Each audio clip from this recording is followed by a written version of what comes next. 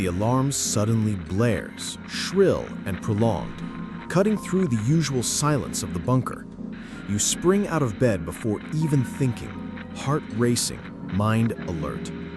Red lights flash in the corridors, and a constant metallic sound echoes, indicating that the containment system has been triggered. Something unplanned has occurred. For months, you had followed a meticulous routine, studying, maintaining equipment, and preparing for minor emergencies. But never something like this. The voice of the commanders resonates through the speakers, firm and urgent. Critical failure in the external filtration sector. Possible exposure to the outside environment. All contingency teams must proceed immediately. A chill runs down your spine. A compromised external filtration sector means that air from outside the bunker could be entering with dangerous particles, radiation, biological contaminants, unknown toxins. It is a direct threat to the survival of everyone inside the shelter. You run through the corridors with other residents, passing through security doors that close automatically behind you, isolating critical sectors. The tension is palpable. Quick whispers, short orders, hurried footsteps. Every individual knows their role. Every action has consequences. You grab your protective equipment, adjust your mask, lace up reinforced boots, aware that any mistake could be fatal. Arriving at the affected sector, you encounter a scene that mixes chaos and discipline. Alarms flash incessantly, malfunctioning machines emit high-pitched sounds, and small controlled fires have erupted due to electrical overload. Specialized technicians work frantically to isolate the problem, but every second is decisive. You join them, following precise instructions, checking valves, adjusting gauges, and monitoring internal pressure. The heat of physical effort blends with silent fear. As you work, you notice something even more concerning. The failure is not purely mechanical.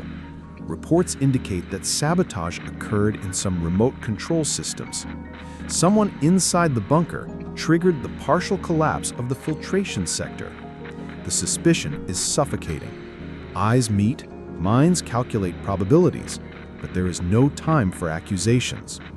The priority is saving lives and restoring the balance of air and internal pressure. Hours pass like minutes. Every adjustment, every measurement, every decision made is a test of endurance, intelligence, and nerves of steel. You feel sweat running down your face, hands steady despite tremors of fatigue and tension. It is an instant lesson in leadership, courage, and responsibility. You realize that although you grew up in the bunker, you were never truly tested until this moment. Daily routine provided skills, but crisis demands improvisation, quick thinking, and bravery. Finally, the system begins to respond. Alarms subside, lights flash less frequently, and pressure returns to safe levels. But the victory is partial. The failure revealed vulnerabilities, and the sense of security the bunker provided has been shaken. You observe the faces around you, relief mixed with residual fear, tension that has not completely dissipated. It is a reminder that even in the most protected environment, danger never disappears. After the initial containment, bunker leadership calls an emergency meeting. All residents are informed about the incident, the severity of the failure, future preventative measures, and the need for heightened vigilance. You realize that the event has changed the community dynamic.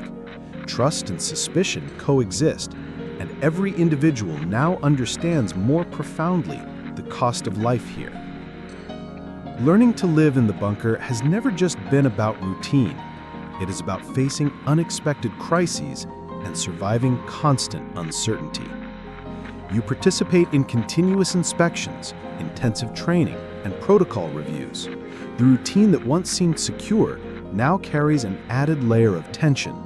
Every step is taken with full awareness, every decision made with greater caution. You realize that the experience not only strengthens physical and technical skills, but also shapes the mind. The crisis transforms into a living lesson. Surviving is not just following rules, but interpreting signs, anticipating problems, and acting with courage and precision. And as the bunker continues to operate, you begin to reflect on the fragility of human existence. Outside, the world remains inhabitable, but the shelter is only a bubble of temporary security. Every resource, every piece of equipment, every person is vital. You understand that life here depends on discipline, collaboration, and constant vigilance. Every small neglect can have fatal consequences. It is a reality that, though oppressive, teaches a profound value about life, responsibility, and the importance of every choice. You sit in the observation sector, looking at the monitors displaying oxygen, pressure, and energy levels. The tension still persists, but there is also a strange sense of achievement. The community survived, adapted, overcame immediate fear. You realize that this experience has changed the routine, but the way you perceive what it means to be alive as well. Every breath, every step, every interaction inside the bunker carries weight and meaning. As you reflect, you understand that life in the bunker is a microcosm of human existence in any era. Conflicts, challenges, moral decisions, fear, and hope coexist. The global apocalypse simply amplifies these conditions, concentrating them in a confined and limited space. Growing up and living here means learning to value every small act, every gesture of cooperation, and every carefully made decision. You think about the outside world, destroyed and inhabitable. Although you have never fully lived in it, memories, records, and stories provide a deep understanding of human fragility and resilience. It is a contrast between catastrophe and discipline, between the chaos outside and the relative order inside. Every lesson learned, every day survived, reinforces the perception that life is precious and responsibility is inevitable. And then comes the question that hovers over you as you watch the monitors and your colleagues. If you had been born in this time and space, would you have fully understood the nature of survival? Or would you have succumbed to fear, uncertainty, and despair? Growing up and living in this bunker during a global apocalypse is not just physical survival. It is learning to exist with purpose, awareness, and vigilance. Every day is a test not just of the body, but mind, morality, and spirit. In the end, you realize that even surrounded by concrete, steel, and complex systems, humanity still pulses. The capacity to adapt, the pursuit of knowledge, the need for collaboration and resilience in the face of danger are the essence of what it truly means to live. You understand that the bunker, with all its dangers and rigid routines, is both a refuge and a school, teaching lessons that the outside world could never offer in such concentrated form. And as you prepare to sleep again, you close your eyes with a mixture of fatigue and vigilance. The alarm may sound at any moment. The failure could recur. The external threat remains. But you also carry the understanding that life, even in its most limited and controlled state, is still life. And the final provocative question arises: will humanity, confined and threatened, learn from the mistakes of the past, or are we destined to repeat the same cycles, only in another form and place? You awaken to the metallic sound of the morning alarm, a sharp and constant tone that echoes through the corridors of the bunker. There is no sun to wake you, no wind brushing against your skin. Time is marked by artificial sounds and rigid routines. The air is heavy with humidity and chemical filtration, and each breath carries the scent of cold metal mixed with industrial cleaning products. Your muscles ache slightly, a reminder of yesterday's physical tasks, and you realize that even in this protected space, the body craves movement. You rise from the metal bed, which creaks under your weight, and stretch slowly, preparing for another cycle of vigilance and routine. The personal space is small, almost claustrophobic, but every object has significance. Your hygiene kit, clean and folded uniforms, old books on strategy and science, boxes of dehydrated food, each item meticulously organized. Learning to care for your belongings is part of survival. Losing or damaging something here can mean future difficulties, and you have learned to be thorough. The corridor leading to the mess hall is narrow and cold. The metallic floor transmits the vibration of each step, every movement amplified by the constant echo. As you walk, you observe other bunker residents, children who appear older than they really are. Older individuals with tired yet alert eyes, all with faces marked by the routine of confinement. Everyone recognizes each other, but few truly know one another. Intimacy is limited, and trust, though essential, is always measured. The mess hall is small but functional.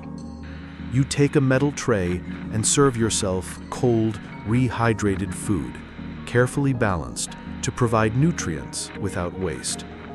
The taste is bland, but you have learned to appreciate the ritual of the meal. As you chew slowly, you observe the behavior of others, whispers, quick glances, trembling hands of some who still cope with constant anxiety. Eating here is an act of survival, but also of social discipline. Each person respects their space. Each gesture is observed, even if silently. After the meal, you move on to the day's first task, maintenance and monitoring of equipment. Each bunker sector relies on complex machinery to sustain life. Air filtration systems, water purification, power generation, food storage. You work with precision, checking meters, adjusting valves, cleaning filters.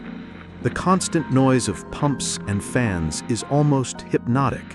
It is a sound of life within the silence of the outside world. Each completed task is a silent victory, a guarantee that another day will be possible. Between these tasks, you also spend time in the study sectors. Learning is not optional, it is vital. Today, you review emergency protocols, bunker maps, records of past incidents. Every instruction has a purpose, preventing accidents, optimizing resources, and preparing residents for extreme situations. You practice evacuation simulations, respond to false alarms, and correct equipment failures under supervision. The pressure is constant, but necessary. Negligence can cost lives. As you walk through the housing corridors, you notice details others might miss. Small cracks in concrete walls, signs of wear on security doors, unusual noises in electrical systems. Your trained eye interprets each signal, each sound, as indicators of the bunker's health. And despite strict discipline, there are moments of deviation, small allowed pleasures, a book open in the corner of the bed, a drawing made in secret, stories told in whispers. These moments remind you that humanity still persists, even in confinement. Physical work continues. You help carry supplies, reorganize shelves, clean storage compartments. Each action is meticulous, with no waste of energy or resources. The effort is constant, but you feel part of something larger. It is not just about yourself. It is about ensuring everyone survives, that the system keeps functioning, that the routine is maintained. And even if the outside world is destroyed, within the bunker, there is purpose. In the afternoon, you participate in security and internal combat training. It is a routine that mixes adapted martial arts, handling of containment equipment, and crisis simulations. Violence here is not gratuitous. It is preparatory, preventative. You learn to protect yourself and others from internal and external threats, training reflexes and developing physical and mental resilience. Discipline and emotional control are as important as physical strength. Every movement is calculated. Every gesture is measured. Social interactions are limited but meaningful. Short conversations, information sharing, small exchanges of humor. Physical contact is minimal. Hugs are rare. The community depends on cooperation, but each individual must also maintain their own vigilance. You learn early to observe nuances, interpret intentions and emotions with heightened attention. Conflicts are inevitable, but are resolved quickly, often silently. As night approaches, there are routine tasks to ensure nothing fails during rest periods. Checking security systems, monitoring oxygen levels, maintaining power generators. Every step is repetitive, almost ritualistic, but each action reinforces the sense of order within the chaos. The bunker, though secure, does not forgive negligence. When you finally return to your housing sector, you feel a mixture of physical fatigue and constant mental alertness. You lie on the metal bed, adjust the insulating blankets, and take a deep breath. You listen to the sounds of the bunker, the hum of machines, distant footsteps, periodic alarms from monitoring systems. Each sound is familiar and comforting, while simultaneously reminding you that survival is always fragile. Before sleeping, you review the day's events in your mind. Tasks completed, problems solved, small incidents that required quick attention. The mind never fully rests. Each decision, every action is processed in search of improvement. You have learned that the following day will demand the same effort, perhaps greater, and that constant vigilance is a form of respect for the lives of others and your own. The silence of the night in the bunker is relative. There is always a sound: circulating water, operating fans, standby alarms. You close your eyes but continue to listen, feel, and anticipate. Every shadow, every noise, every vibration carries information you decode automatically, the result of years of living in this environment. Sleep is deep but vigilant, interrupted by nightmares of the outside world or false alarms testing your readiness. You realize that growing up in this bunker has shaped your perception of time, space, and reality. The world outside may have vanished, but here, every second is accounted for. Every space has a function. Every person has a role. Learning to live within this micro-society is learning to balance discipline, vigilance, creativity, and hope. Every day is a lesson, every task an opportunity for survival. And so ends another cycle of routine. You close your eyes, feeling the weight of responsibility and the strange sensation of belonging. Every step, every gesture, every daily decision in the bunker is not just a routine. It is the living narrative of an adapted, resilient humanity, always aware of what has been lost. Growing up here means understanding that life is built on small acts of discipline, moments of silent cooperation, and constant vigilance.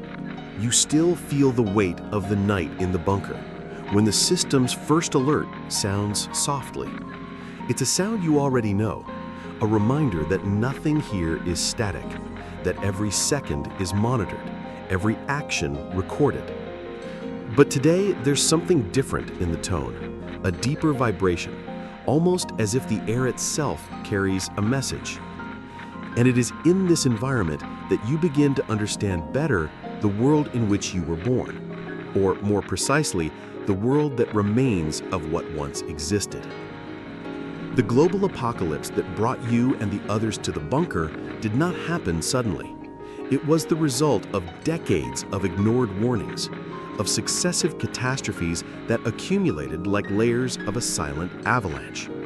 Extreme climate changes, prolonged conflicts over increasingly scarce resources, diseases that crossed continents, nuclear disasters, and industrial accidents. All of this added up until finally, the outside world became uninhabitable for most of the population. The bunker leaders, known as the security commanders, speak little about the details, but you have learned to read between the lines. What they say is fragmentary, filtered to protect your sanity, but enough to understand that life outside is a constant ruin, governed by radiation, hunger, and social chaos. At the same time, old digital archives that you can access in protected sectors reveal a complex history. Cities that collapsed, governments that dissolved, economies that crumbled, and borders that ceased to exist. You spend hours studying maps of the world before and after the catastrophe, trying to understand how each region changed. Each sector of the bunker maintains records of specific events that led to the destruction of the world. The climatology section shows photos and graphs of unprecedented storms, tsunamis, heat waves, and floods. You study every curve, every peak on the graphs, trying to imagine what it meant to be on the surface while these catastrophes occurred. The reality is terrifying. Where you now find safety, there once were vast cities, farmlands, forests, and oceans teeming with life. Now, all of that has been transformed into zones of danger and abandonment. The epidemiology sectors maintain an even darker record. You see numbers of infections, deaths, and virus mutations that spread rapidly across the planet. The data is cold, clinical, but you feel each statistic as if it were a personal story. People who might have been your friends, neighbors, or relatives are cataloged as missing or extinct. You learn that survival in the bunker is not only a matter of shelter, but also of immunity, prevention, and constant vigilance. In the corridors, you encounter others who, like you, grew up knowing the fragility of the world. Each one carries fragmented stories, childhood memories that include images of disasters, empty streets, people fleeing chaos, devastated landscapes.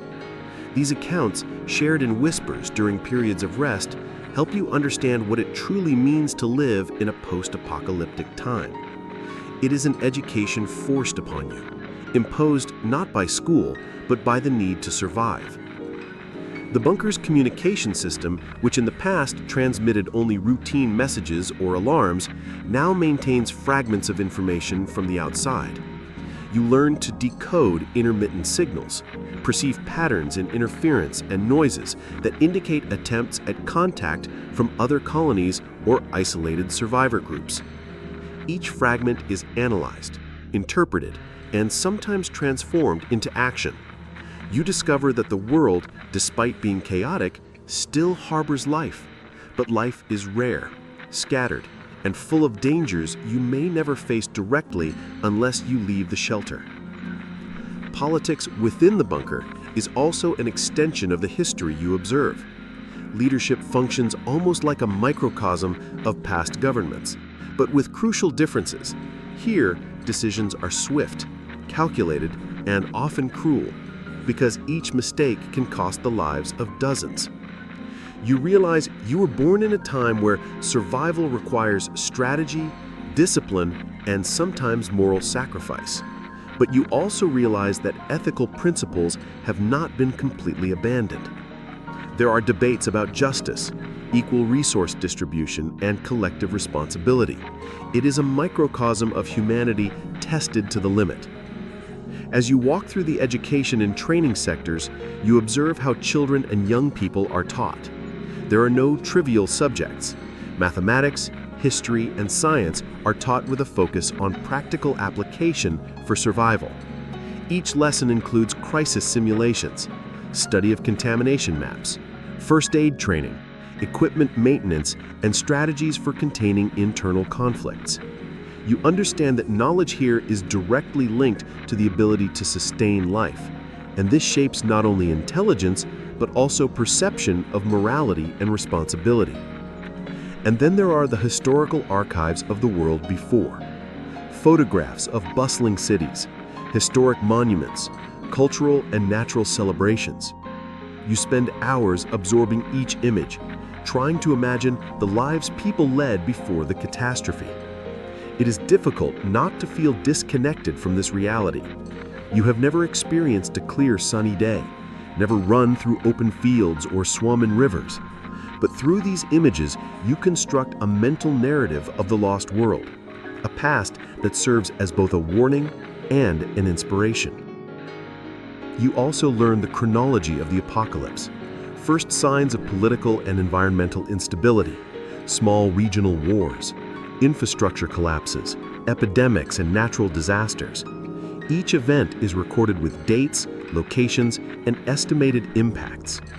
You realize the world did not fall suddenly, but that its destruction was a cumulative process of errors, neglect, and extreme natural events. Understanding this helps you plan, anticipate problems within the bunker, and reflect on what it really means to be alive. Among the stories of destruction, there are also accounts of resistance and adaptation. Communities that tried to survive outside the bunkers, groups that built improvised shelters, alternative technologies developed amid the chaos. You learn that humanity, even when reduced to its limits, never completely loses its capacity for ingenuity. But these narratives also come with tragedies. Many initiatives failed. Many people disappeared. And you understand that living in the bunker means learning from the mistakes of the previous world to avoid repeating them. As you walk the corridors and study the archives, you also notice the constant tension between hope and fear. The hope that it one day will be possible to reoccupy the world, rebuild, explore what remains, mixes with the fear of the unknown, of what lies beyond the concrete and steel walls. You learn to balance these emotions, to analyze risks, to value the collective without losing individuality, because every action here has tangible consequences. At the end of the day, you sit alone in the small observation room. The screens show vital bunker indicators, oxygen levels, pressure, water, and food storage. There are periodic alerts, but nothing urgent for now.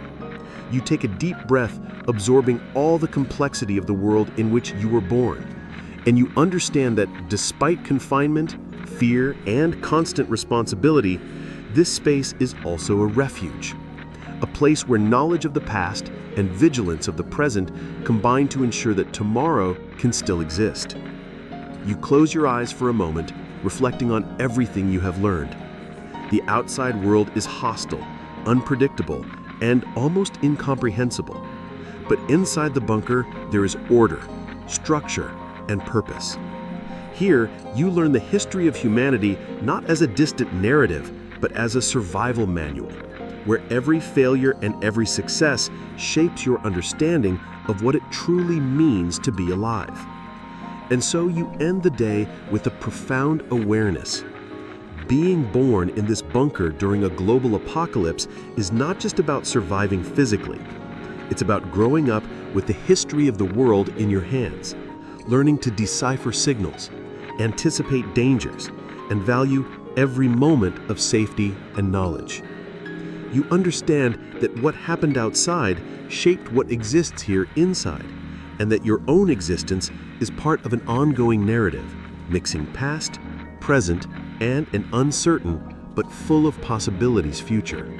You open your eyes, and darkness still dominates everything around you. There are no windows here, no blue sky, no sunlight spilling through curtains. Only the cold, artificial glow of emergency lights flickering irregularly, casting trembling shadows across the metal walls of the bunker. The air smells of metal, dampness, and some chemical filter you've learned to recognize since childhood. It is not a pleasant smell, but it is familiar, the smell of survival. Today is the day of your birth, but not in the usual sense. There are no parties, no shouts of joy, no candles to blow out. On the contrary, you were born into a world where each day survived is a small victory, and time seems to stretch, measured only by the mechanical sounds of the place you call home. You were born in an underground bunker, a capsule of concrete and steel designed to withstand the collapse of all life outside. You do not know what the sky was like before. Stories and images in digital archives suggest it was blue, infinite. But today, it exists only as a memory from ages past. Around you, the bunker is a labyrinth of narrow corridors and heavy steel doors, each with security codes you learned to type before you could even read properly. Every door is a promise of protection, but also a barrier. You are never truly alone, yet never truly free. Walking through the hallways, you feel the cold metal floor beneath your bare feet, the faint hum of machines in the background, and the scent of canned food stored on shelves that stretch for meters. It is a small space, but enough to contain everything that remains of humanity, or at least the part of humanity that managed to enter here. You hear the first sounds of the daily routine, footsteps echoing, muffled voices behind doors, and the clicks of locks being opened and closed, and the constant whistle of the air purification machines. Every sound carries meaning. A click might simply indicate someone passing by, or it could signal that something urgent has occurred. Every detail is amplified in this confined space. You've learned to perceive the world by sounds, smells, and subtle vibrations on the floor, a survival skill acquired without explicit instruction. Your world is divided into sectors: the living quarters, supplies, equipment, and command. Each area has a purpose, and you know every corridor, hatch, and compartment as well as you know your own body. Growing up here means understanding that every action, every step, every word spoken can have direct consequences on survival. Safety depends on the collective, but the collective is made of individuals who are also afraid. Fear is constant, but familiar. The ceilings are low in some corridors, teaching you early to duck or walk sideways. In other sectors, the ceiling rises, but reinforced concrete walls create a deep echo that magnifies any sound. A cough, a stifled scream, a falling can, all are multiplied by the enclosed space, reminding you that life here is fragile. Light does not follow natural cycles. It is programmed, immutable. Time outside the bunker may have become a memory, but inside, you measure days by the hum of machines, the on-off cycles of the water purifier, and the metallic touch of canned meals being distributed. You walk to the supplies sector, where metal shelves hold boxes and barrels, dried foods, potable water, medications, everything labeled, everything controlled. It is a world of rationing, where abundance is a distant memory, and every resource must be calculated, measured, and conserved. From early on, you learn that opening a can is more than an act of nutrition. It is a survival calculation. Distribution is carried out with military precision, and every gesture is observed. Small mistakes are not forgotten. Discipline here is not a choice. It is a matter of life and death. As you move through the corridors, you pass the command sector. Screens blink, showing digital maps, population statistics, oxygen levels, and air pressure. There is always someone watching, monitoring. People born in the bunker are trained to understand the complex systems that sustain life in this isolated space. You have already learned to interpret charts, alarms, and light signals as warnings. Every piece of equipment is vital. Any failure could be fatal. The sound of hurried footsteps approaches. You recognize your mentor, an older figure who has become a reference in your education within the bunker. He says little. Words are economical here, as every utterance can generate tension or fear. But his gaze conveys clear messages. Today, something important is going to happen, something that might test everything you have learned about survival and discipline. You follow him to the meeting room, where bunker leaders discuss strategies, emergency routes, maintenance protocols, and, most importantly, news from the outside. Little is known about what happened beyond. Rumors circulate, but nothing is confirmed. There are reports of ravaged cities, environmental collapse, global conflicts, but nothing verifiable. Information is fragmented, coming from transmitters that still function, but may be picking up distorted signals or manipulations. Sitting in silence, you observe the adults debating. Some talk about additional rationing, maintaining containment walls, or increasing energy production. Others discuss more extreme measures, further restricting resources, controlling internal movement, reinforcing security sectors. You understand that within the bunker, politics is synonymous with survival. Every decision made here determines who will live or who may be sacrificed, even indirectly. You think about your own childhood here, your first steps, learning to walk without tripping over wires or pipes, distinguishing the sounds of machines, identifying odors indicating problems in air filtration or potable water.